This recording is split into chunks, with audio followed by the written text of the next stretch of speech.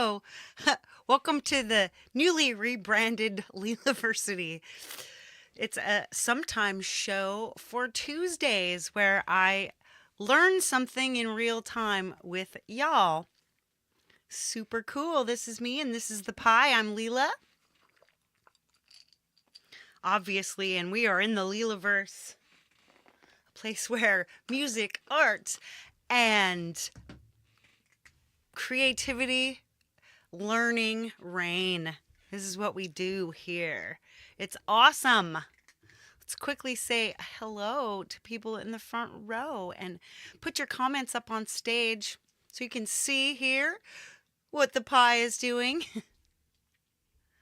And I'll say quickly, Jim Shannon in the lurking lounge, Doug Kidder seemingly lurking and working on music. Yay. Country walking. Hey, you're in the house. So nice to see you enjoying your walks there on your channel.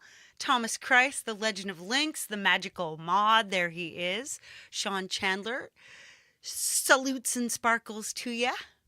Woohoo. All right, looks like that's everyone who's in the very front row. Oh, Heathen Granny, you too. Don't forget. Yes, she wants me to knit. Can you imagine?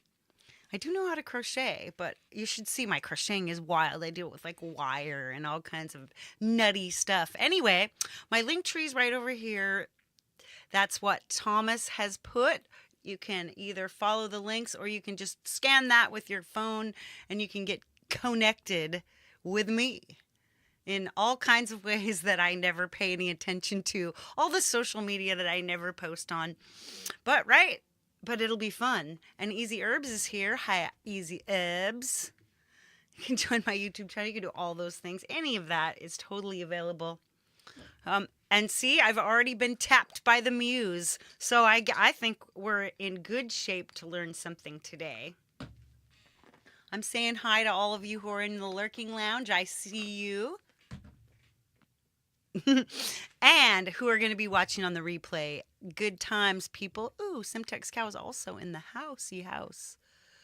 If I started by the time it got cold, I could have knitted Pie a sweater. So anyway, we're going to talk about musical keys and whether or not they make you feel stuff. And then we're going to get into a little bit of how to get feelings into your music in a compositional way and all of that. So if you guys want to get started on the conversation while I read these ancient key characteristics, it came from like the 1700s or something, then hey, it's the deal for real. And Hugh Caldwell, hello. Hello. We're going to duck in to, hey now, we're going to duck in to the iPad screen so you can read along with me in case listening is not on the menu. Woohoo, she's just so cute. Ooh, cute darling. All right, let's go to Safari.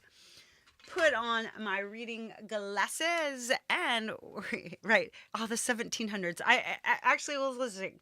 The association of musical keys with specific emotional or qualitative characteristic was fairly common prior to the 20th century. It was part of the shared cultural experience of those who made, performed, and listened to music. When Mozart or Beethoven or Schubert wrote a piece in A flat major, for example, they were well aware of this was the key of the grave and knew that many in their audiences were aware of it as well. So we lose a part of the meaning of their music if we're ignorant of their effective choices. All these characteristics were of course subjective. It was possible to conceive of each key as unique because each key actually sounded distinct because of unequal temperaments. So this is like the big thing right here. They used to use unequal temperaments, or in other words, not, hey, empirism. They didn't use we can even look that up more clearly, but so each key sounded different because there were subtle differences between the keys. Like literally we weren't playing the exact same thing. So when equal temperament became the dominant tuning, and this was like 1917, The aural quality, or aural quality of each key became the same, and therefore these effective characteristics are mostly lost. So you're not completely most they're not completely lost, but they do there is still some kinds of differences, but they're not as obvious. As they're not as unique to each key. They kind of tend to come over a couple or more of keys. So yeah, I know you'd love that. That was for you. So this is, let's see, one of the most influential descriptions of characteristics was shared in German-speaking cultures in the late 18th and early 19th century. That was the 17 and 1800s, from Christian Schubart's äh, Ideen zu einer Ästhetik der Tonkunst from 1806. Hey, Jade Stars, awake! Awesome. So, so C major, that was completely pure. Its characters, innocence, simplicity, naivete, children's talk. But then C minor, declaration of love, and at the same time the lament of unhappy love. All languishing longing, sighing of the lovesick soul lies in this key. D flat major, a leering key, degenerating into grief and rapture. It cannot laugh, but it can smile. It cannot howl, but it can at least grimace its crying. Consequently, only unusual characters and feelings can be brought out in this key. That's nuts. And then we have like C sharp minor, which is actually a key I like to use a lot. Penitential lamentation, intimate conversation with God, the friend and helpmeet of life. Sighs of disappointed friendship and love lie in its radius. Okay, D major, the key of triumph, of hallelujahs, of war cries, of victory, rejoicing. Thus, the inviting symphonies, the marches, holiday songs, and heaven rejoicing choruses are set in this key. And like it was said in the intro, if you're listening to classical music, you can actually look at the key and you could come back and check this list, and you would find you could find the feelings that you're kind of supposed to have in there. D minor, melancholy womanliness, the spleen and humor's brood. Oh my. E flat major, the key of love, of devotion, of intimate conversation with God. Again, wow, these people spoke to God a lot. D sharp minor, feelings of the anxiety of the soul's deepest distress, of brooding despair, of blackest depression, the most gloomy condition of the soul. Every fear, every hesitation of the shuddering heart breathes out of horrible D sharp minor. If ghosts could speak, their speech would approximate this key.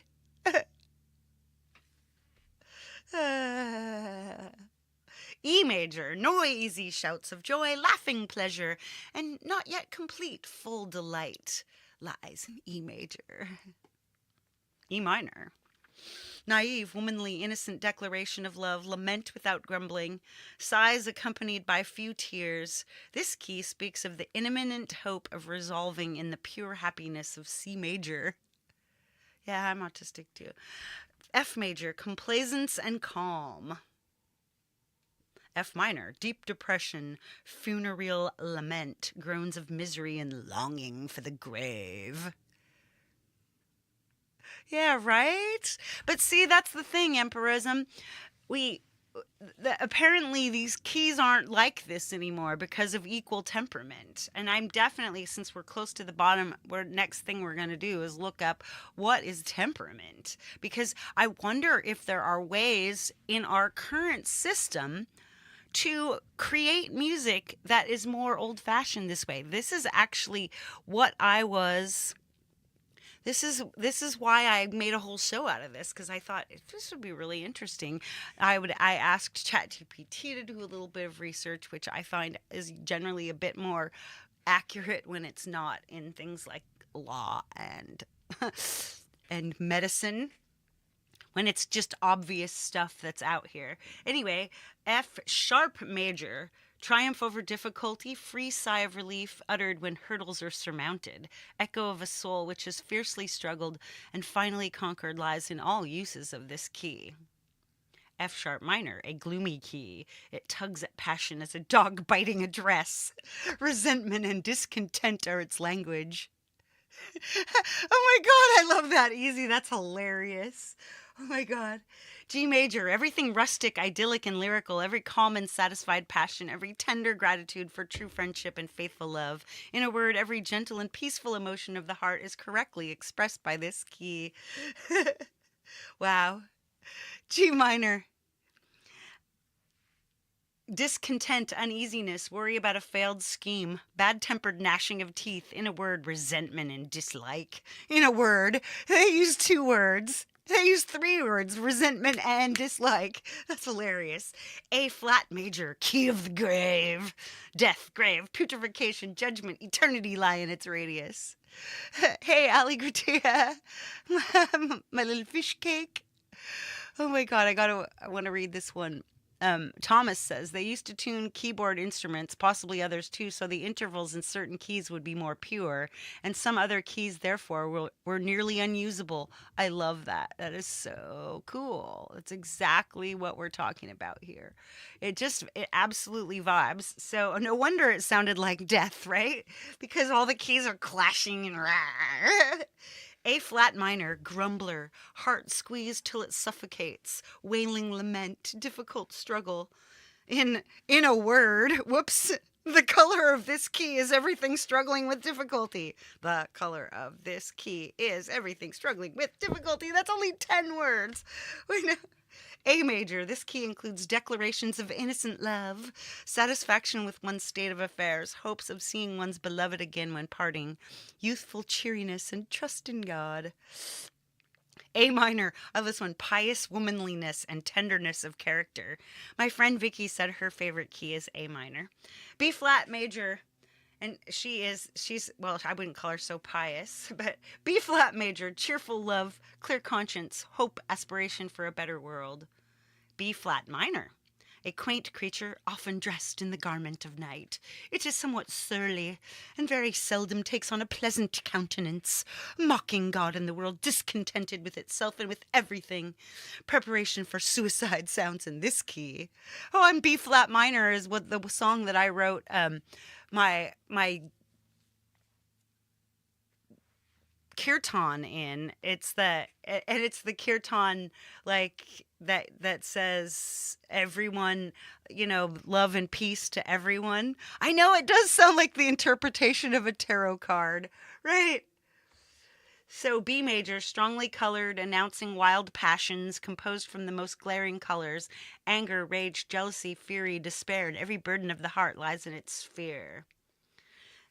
B minor. This is, as it were, the key of patience, of calm, awaiting one's fate, and of submission to divine dispensation. So it doesn't even, it doesn't have to actually sound that way for you to use these fun things as a way to to spark your writing, like to get yourself kind of going. If I say I made, let's see, B flat major. So actually I did, the one time I used this was for the painted porch. So B flat major is cheerful love, clear conscience, hope and aspiration for a better world. And that's what, if you live your life by the media,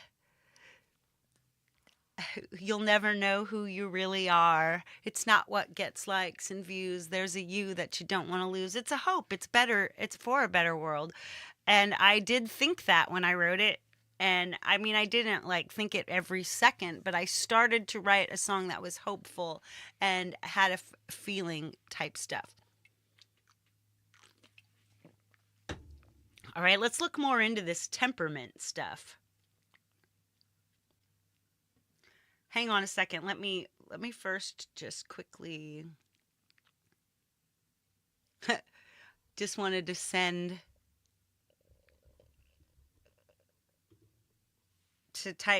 type this in for you into the box. Classic Characteristics. Hey, covered by CQ. What's up? And Live to Fly Channel DL. There we go. Here, just in case you feel like checking these out for yourself, because you could have fun. Honestly, anything that helps you write music is good in my book, right? Let's go temperament in music. Here we go. In music, temperament refers to a system of tuning that adjusts the intervals or the distances between notes to create a more usable and consistent scale, particularly for instruments with fixed pitches like pianos. It's a compromise that allows for playing in multiple keys without drastic changes in sound quality, although it does mean that some pure intervals are sacrificed. Ah, hey Scully Pop. There is a video on it, but here we go. Let's just look down to there are 4 little paragraphs here. So, in contrast to temperament, just intonation uses pure mathematically precise intervals, which sound very harmonious when played in a single key, but they can become dissonant when moving to other keys. So basically, you'd have to like retune your instrument each time you played in a different key, right? Equal temperament that's the most common today. It started in 1917, like we read earlier. There's 12-tone equal temperament. It divides the octave into 12 equal half steps, meaning that all keys sound relatively similar and allow for easy transposition and modulation. However, this system sacrifices pure intervals like perfect fifths and major thirds for the sake of consistency across all keys. Well temperament. Here's a different thing. So in the past, various well temperaments were used, which aimed to balance the desire for some pure intervals with the need for usable keys. These temperaments often gave each key a distinct character based on how the intervals were tuned. Oh, I like that. I'd love to be able to get something in well temperament. So it's like this is just math, you guys. We're doing math. Are you so excited? Yes, the well-tempered clavier. Exactly. I love that. And it's it's lovely music, even though it's just designed to make sure you're in tune, if I'm not mistaken. So, well, temperament refers to the overall tuning system. Intonation refers to the accuracy of individual pitches. Temperament sets the framework, while intonation is about how well individual notes are played within that framework. So there's videos, all kinds of stuff. So basically, yeah, you're just compromising, you're messing, it's tempering or tuning of notes. Hey, Mr. Smith, what's up, sir? Smithy? All right, now let's go into my little AI research.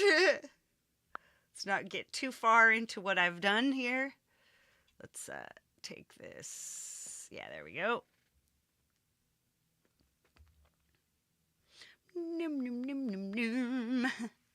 Back to the top. Right, now this actually has, it's called key coloration also. So, all right, here we go. Modern research. Do key emotion links still hold?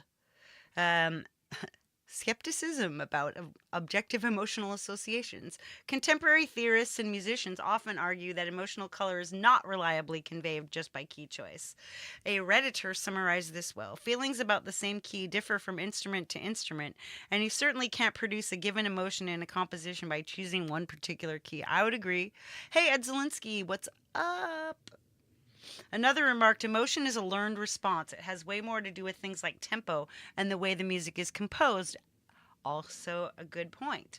So so we went ahead and checked out some research on it.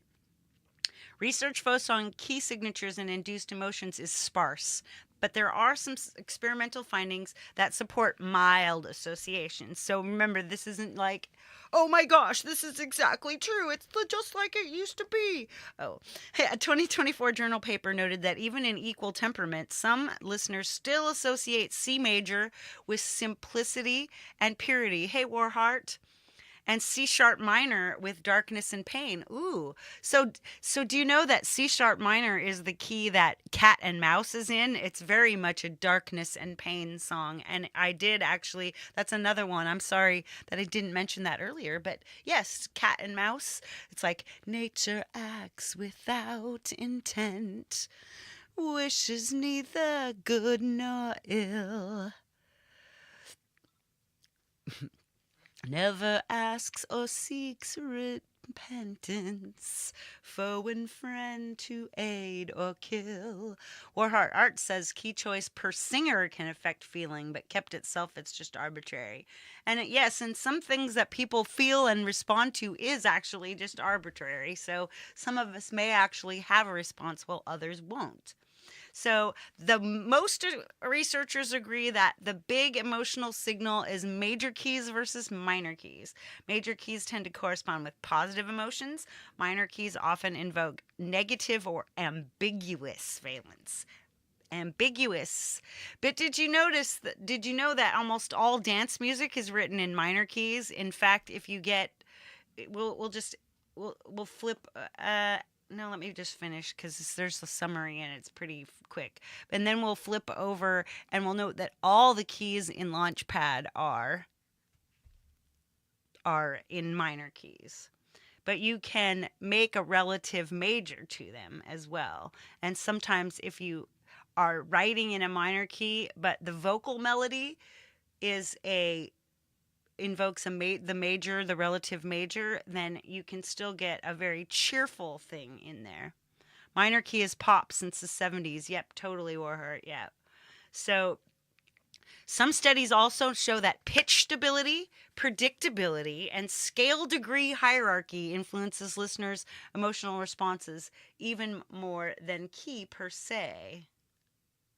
Do Picardi thirds smile? Tonal hierarchy and tonal valence, explicit and implicit measures. RXIV.org. See, that's from Cornell University. Cornell University. So I'm going to save that. We'll copy that. Woohoo!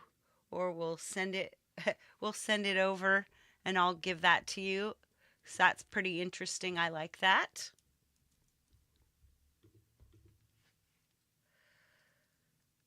Tonal hierarchy.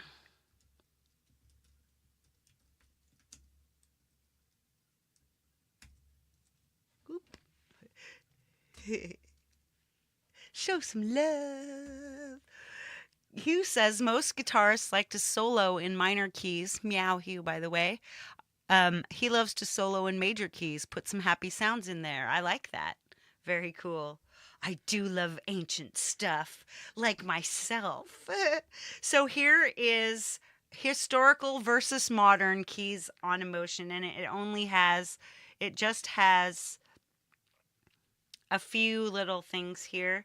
So C major, historically, pure, innocent, and naive. Modern, still seen as simple and pure by some, mostly due to cultural context. Okay? C minor, lovesick, longing. So minor equals negative valence, emotional, but key specific traits are very weakly supported, only very weak support. D major, triumphant and warlike in the past. Major equals positive, but not uniquely triumphant. Context and style matter. Yeah, going back to Greek modes. Right, absolutely. That we'll look at that next, as a matter of fact. D minor, melancholic and pious. Minor may evoke sorrow, but intensity depends on tempo, harmony, and familiarity. Jamie Lynn! Hey, beautiful. It's so nice to see you here. That means that you're doing better. So what changes? Major versus minor, broad trait. That's like there wasn't applicable in that negative in that old thing, but there's pretty strong empirical support for major stuff to be a little more positive and minor to be more emotional or negative. Pitch and tonal stability influences valence more than the key. So that has to do with like maybe going to like weird seconds and weird chord progressions and stuff like that. So cultural and learned associations. So basically it might have something to do with like the key of music that you listened to when you were a kid, you know? It's insane. Um and how you're like what your parents impressed on you or how you acted as a teen. Anyway, so historical key characteristics, they are rich and evocative. They're rooted in tonal coloration and cultural consensus, but they're largely antiquated because of the equal temperament thing. Modern music psychology suggests that key alone isn't a reliable emotional signifier. Instead, composers and listeners rely more on mode, major versus minor, and then even further with the Greek modes, Phrygian, Lydian, all of that, which we're going to go look at. Melodic and harmonic structure. Hey, Jerry Gomes. Tempo, predictability, and stability. Fast, might be happy or angry. Um, your particular cultural expectations. So, like what Warhart says, music in India has a different chromatic scale. So, culturally, different sounds might completely differently affect you if you grew up with a different set. Absolutely. So you can evoke classical key associations as aesthetic or stylistic choices. Modern listeners are more likely to feel emotion through the structure, context, and the performance. So, for genre, context, and key feels. So we're going to go first, we're going to head back to, we're going to quickly just take a check at Launchpad and our Greek modes. And then we're going to come back and look at specific kinds of music and what kind of keys and things we can get different feels with those. Right. So whoa, dark pop. I hate when this does this. It always just sometimes just does that to me. So this has already got dark kinds of sounds like this vocal.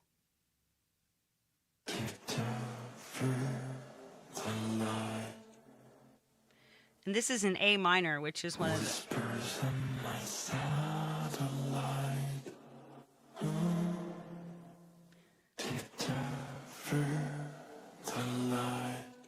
See, it does sound different. The A minor sounded...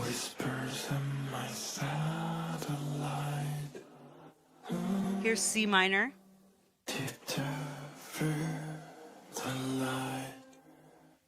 So actually this makes, it's a few notes higher.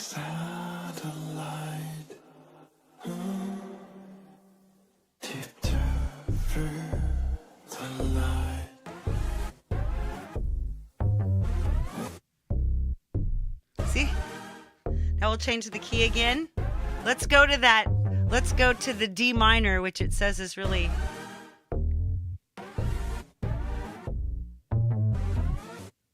Yeah, it does sound more depressing in D minor. Here's F sharp minor. I know, this is one of my favorite apps. This is a desert island app. So you got, these are all negative, these are all minor keys. Let me see if I can find something that's got a happy sound. Like, salsa trap, I think, is pretty happy sounding. Will be like...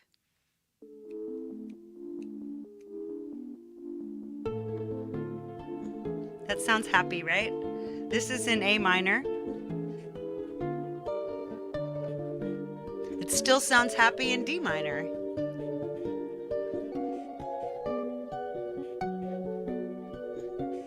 Sounds a little less happy in F sharp minor. E minor sounds the most happy so far. Oh my gosh. So anyway, that's a good point. So you see that it's a lot about instrumentation. It isn't always but you can actually playing around with your pitches may give you something that helps you change your feeling. If you're just feeling that this song doesn't sound sad enough, you know, throw it throw a capo on or something. Hey, welcome Zach Thong and Kubrick Lover 1972. Hello. Right. And then we're going to take a look at modes.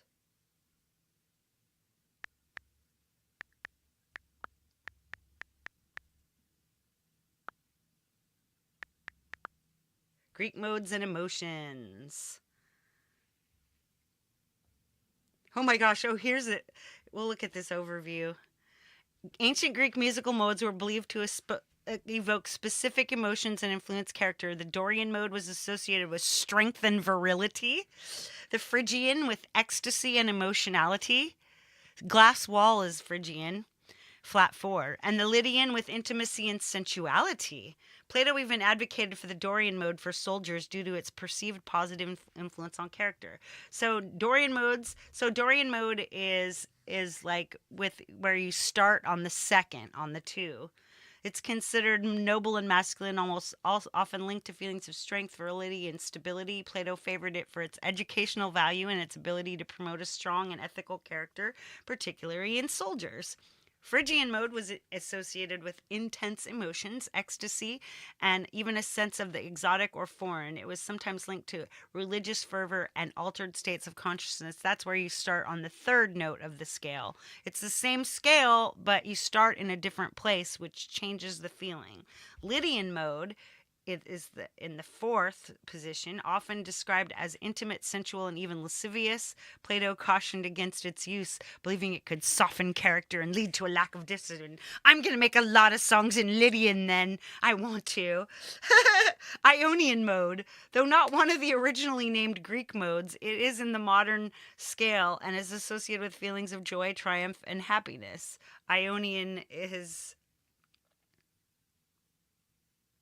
major, kind of, I think. Mixolydian, I think, is 7th. I could be wrong about these. I probably am. Mixolydian mode, they may not be in the right order, is relaxed, bluesy, and laid back. Aeolian is minor, which starts at the 6th. You can, get this. Definitely double check if you're going to play in these keys. It's really easy to find information about music theory. Björk uses Locrian a lot. That's awesome to know. Aeolian is modern minor, and Locrian is another minor scale. So they're associated with melancholy, introspection, feelings of instability. So the modes aren't just musical scales, they said. In ancient Greece, they thought they were believed to shape character and influence behavior. You could cultivate specific virtues or vices with certain modes. So you could absolutely, honestly, so if you wanted to play around with this, you could, like, if you wanted to make a convincing song, you could put it in a mode, that puts the feeling. I think that's pretty wild. Well, okay. All right, here we go back. Now we're going to look at actual feels and context for genre. So in rock and pop, really, really common for uplifting and approachable anthemic choruses. We'd want G major and C major. Some examples are like Beautiful Day by U2, Viva La Vida by Coldplay, which is one of my favorite songs to play and sing. I mean, it's one of my 100 favorite songs to play and sing. So E major, though, this is actually quite important. E major is guitar friendly because the open strings ring really nice. Like, if I'm in E major, I can just noodle around, like.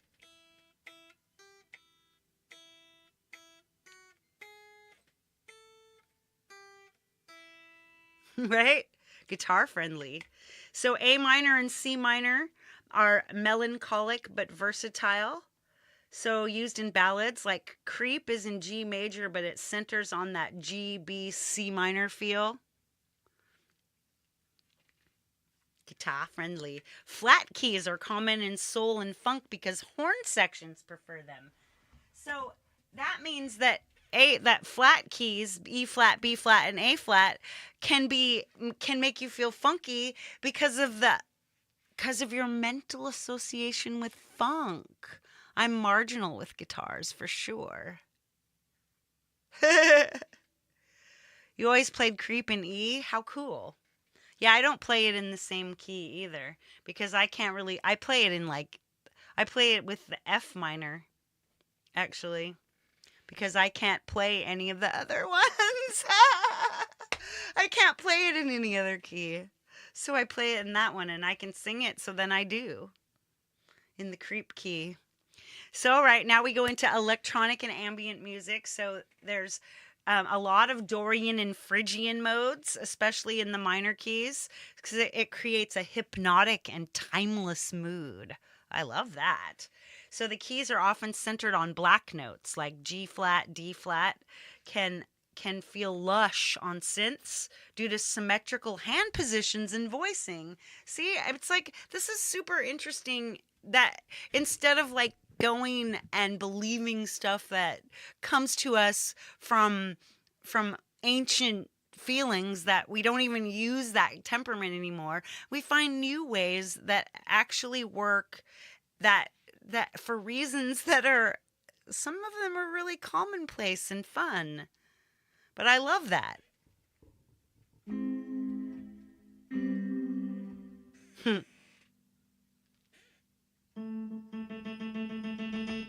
I don't know if you can hear that.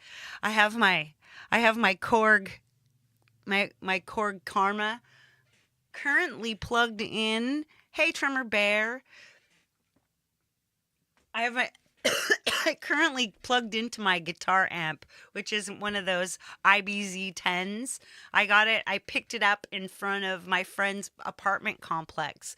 I guess somebody had a broken cable and didn't think it worked and left it out there. And I picked it up and took it home, and it does work. It works just fine. Woohoo! All right. So here's this brings in what Warhart said. Many producers pick the keys for the vocal range and resonance. Like deep house tracks often sit in F minor or G minor to give weight in the club's sub frequencies, right? So if you're writing for somebody, a certain kind of singer, like one of those kind of singers, the high singers, then you want to put stuff in that sounds great with the high voices. So you choose your keys based on the frequency spectrum, like an F minor can make your kick and sub interplay stronger. So yeah, well, you check the key, and it's playing around with your key might make your sub more boomy, right? Like you got a song and it's great, you like kick it down a key or two, a semitone or two, and you might find that it just really sets off that boom. I love that. So using a modal interchange, which borrows chords from one mode to another, you can use that to stretch your mood within a single key. Awesome. I saw a really good comment. Where was that comment?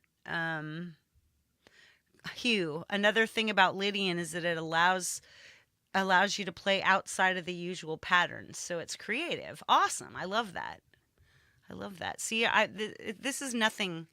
This is nothing without y'all, right? You are you are an integral part of having a good time here. And I am having an incredibly good time. This is just a lot of fun to deal with.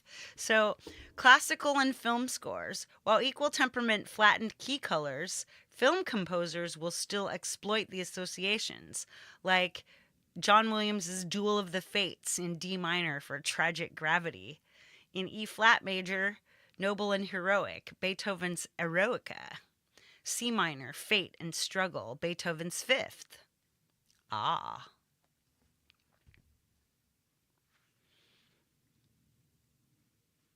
So the strategy is to pair your key choice with orchestration to reinforce the emotional coding. E minor on solo oboe equals plaintive, but in full brass it's ominous. Consider historical associations if you want to tap into cultural memory. Ooh, I love what Easy Herb says. Usually she just finds the lowest bass note can get to on a bass sound before it becomes too flabby and go with a fifth above that for my key. Love it. Do. It's perfect. I think that's swell. Beethoven, I know I love Beethoven. Beethoven is awesome. Um, Jazz and blues. So B flat, E flat, F, and A flat, major minor dominate since horns are transposing instruments. So if you're using a lot of horns, it pays to know how to get that going, right? How to work with the instruments that are going to be main, because you can always take a piano or a guitar and figure out how to get there. So blues are commonly in E, A, and G on guitar, B flat and E flat with horns. And the emotional key color is secondary to mode here, the mode choice, whether you're working in Mixolydian, Dorian, etc. So a strategy is to use a blues scale across different keys to inject blue notes that override the key's neutrality. Ooh, select key to sit in the instrument's sweet spot. So your main instrument, take that. Hey, George, what's up? It's been a while. Now, hip hop and R&B, the producers often work in minor keys like C sharp minor, D sharp minor, F sharp minor to create darker grooves. Flat keys align with sampled soul and jazz records. So if you're sampling like a soul and a jazz, you want to work with perhaps with a key like the flat key that they're using. So once again, we're often choosing your key for vocal timbre. Artists like The Weeknd favor keys that let falsetto shine without strain. Makes sense. Totally does. So here's some ways to work with key choice intentionally. Pivoting by mode, not just key, staying in A minor, but touching A Dorian gives a hopeful lift. Strategy, switch 1 or 2 scale degrees to flip the color without changing the key. I like that. So this is working in the melody. Your chord progressions will still be normal. Doug says he's calling in sick on test day, right? Yes, there's going to be a huge test. We know it.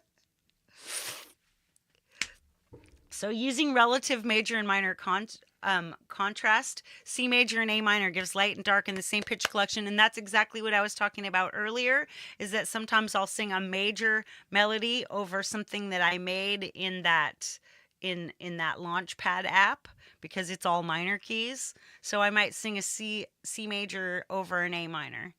And then the music might feel a little dark, but creates hope, light and dark.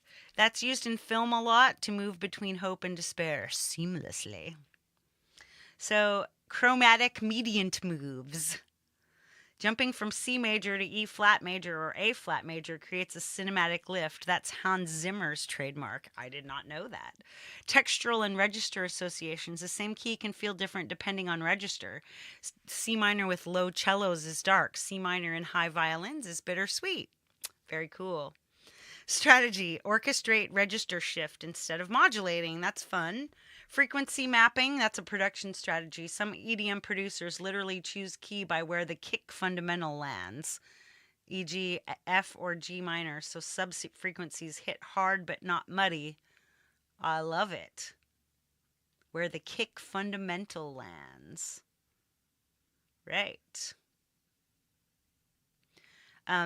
So here's what modern listeners respond more to learned associations, and these are some of them. D minor has a tragic brand, largely thanks to Mozart, Beethoven, and Zimmer.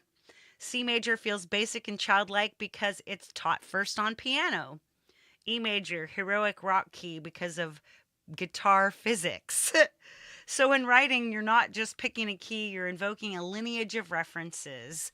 Yes! I love it, you guys. It's awesome. Oh, thanks so much for the beautiful super chat, Jim Shannon. I really appreciate that. Excellent, excellent, excellent, excellent. I know. Fun. Let's see. Let's hop over. We've got a couple minutes. So I'm gonna hop in to Launchpad and let's try to make something that feels like something. Using a little bit of that. We can get an A minor.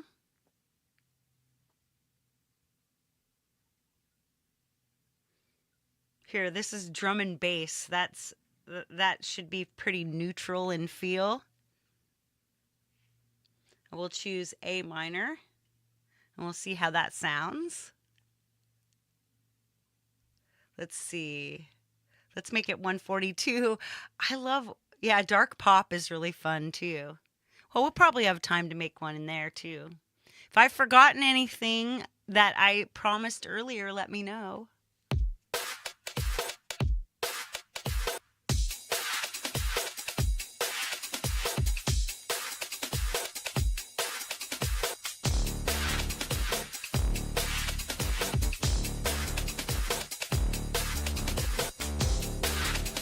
Ooh, see, we brought in some happy there. We started with a little bit.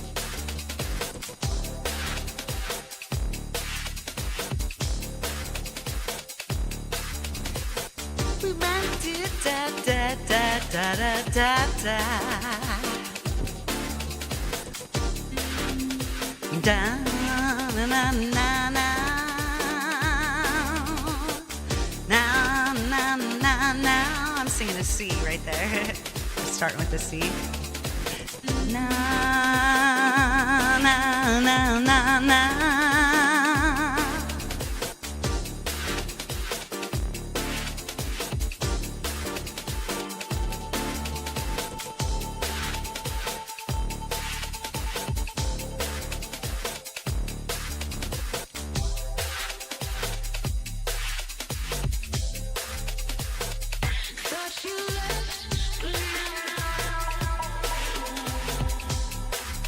Oh, now, no, no, now.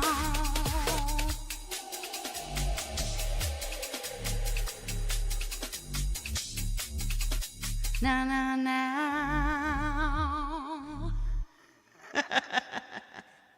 I even threw on some effect on my voice. Okay, let's play with dark pop again. Dark, let's make it sound really, let's make it sound really dark. Really dark.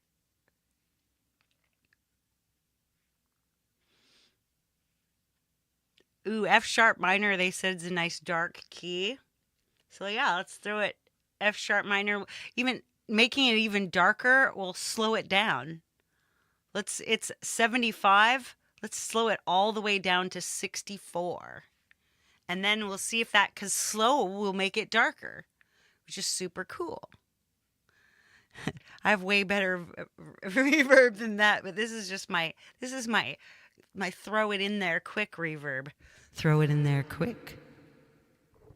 165. And jungle goes from 175. Use a slower tempo and it becomes more melodic and not so hard and dark. Absolutely.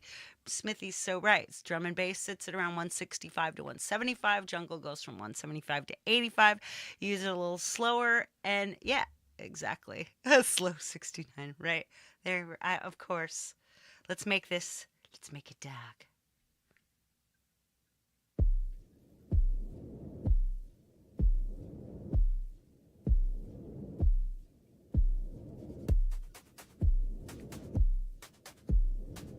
Makes you go.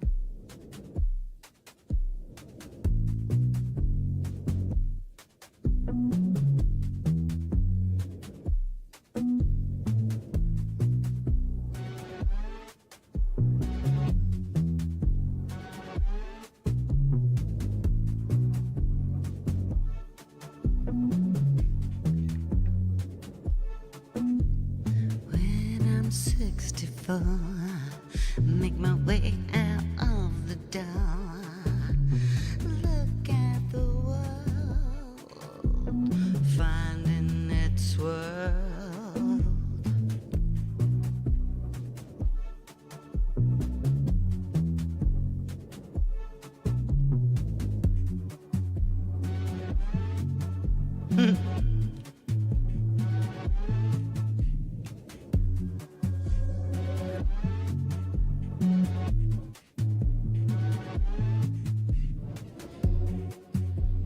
Swell from down, warm and broken.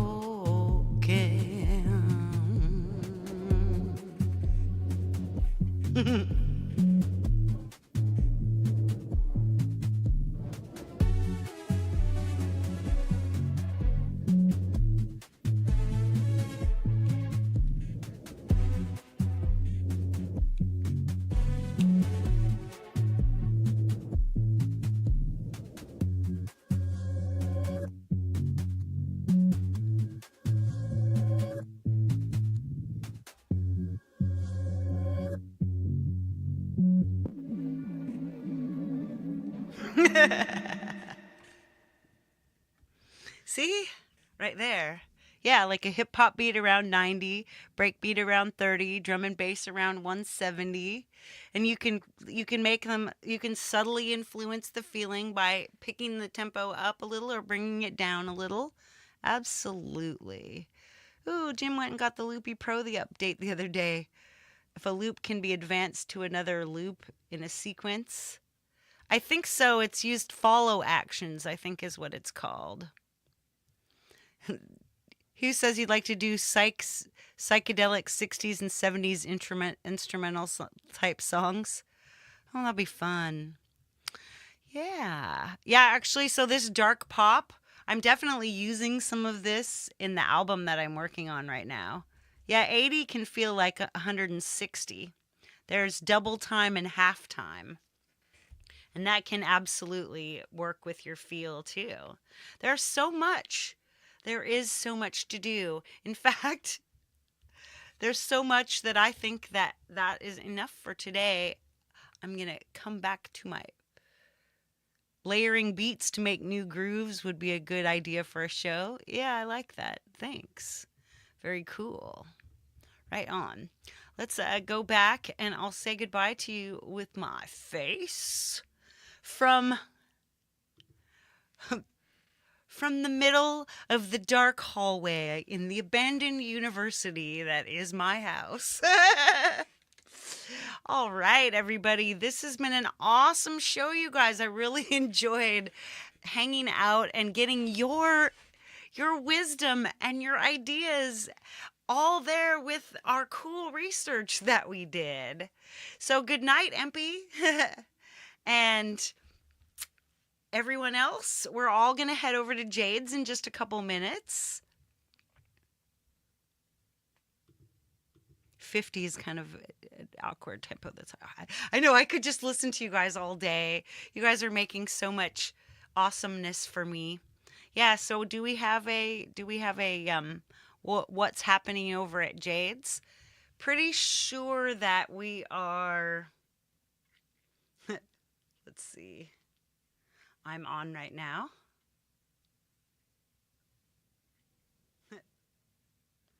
It is Melodity by Compose Audio for Soundbox iPad, How to App on iOS, episode 1765, season 13, fresh on your phone, iPad, or computer or TV. Coming up right after this. So, as I always say, big, biggest of love, everybody. All the peace that you can carry it out, give it away, and it'll come back to you. Thank you from me and the pie.